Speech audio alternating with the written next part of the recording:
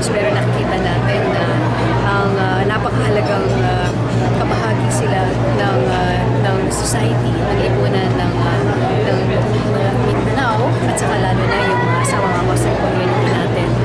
Itong role ng ating traditional elders as customary leaders, nakakalam ng customary laws and practices nila, at may mga ginagalang sa kanilang lipunan. Kaya napakahalaga ng sinasabi nila sa atin ngayon na sumusuporta sila dito sa ating peace process, sa ating framework agreement with on the Bangsamoro.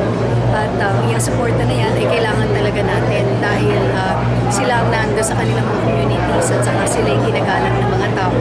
At yung pagsakayo nila dito sa ating sinasagawa ngayon ay ibig sabihin ay talagang makikita natin yung pagkakasunduan ng lahat ng halos lahat ng tao dito sa Mindanao na sumusuporta dito sa process na. Amang bisita po si Pangulong Noynoy Aquino po sa UNESCO at ngayon po kanina po nagsama-sama po ang Pagkalinamit ko lang ng mga members sa Maharaja ng Bunaway Descendants sa Puntod Talunan. Kaya Sinasabi natin dito, isa itong talagang pangmatagal partnership, itong unti-unting mga hakbangin natin. Tema Moderato, and of course, meron din government at magsasalita mamaya from the Royal Houses. Dito sa principles at saka sa ating objective para sa long, just and lasting peace para sa Mindanao, lalo sa mga Bangsamoro, ay pwede itong mangyari. Pwedeng mangyari yan, yung partnership na yan. It's going to be a very strong partnership.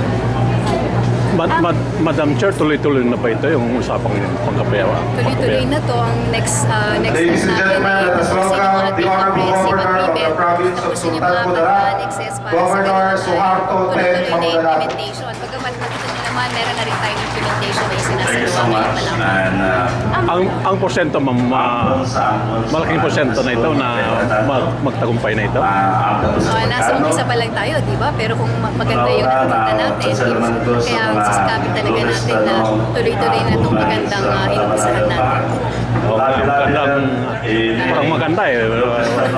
Mapayapa na tayo eh. kailan po muling babalik sa So mga members of Itong buwan na to, meron houses, tayo naka-schedule ulit So, na mga post day, negotiation at ang layunin natin ay matapos na yung kundi man kalahati o those tatlong mga apat na circuit. annexes. doon sa mga member na GBS panel, headed by our O inasahan natin na i-anunsyo na ng Pilipinas ng ating presidente yan. likewise to the MILF panel. January po. And Pero February na po hanggang the ngayon. president Meron tayong ilang mga of this paper organization, inayos para sa process of appointment, usually may mga paper requirements yan. Mahirap po ba? and Hindi naman. the rest In fact, of nasa presidente. Sultan. Madam Chair, bigyan mo ko ng kunting paliwanag yung ano yan, Satra Gaha, no? Sa My good Satya friend, Sa Chahatra Bangsa.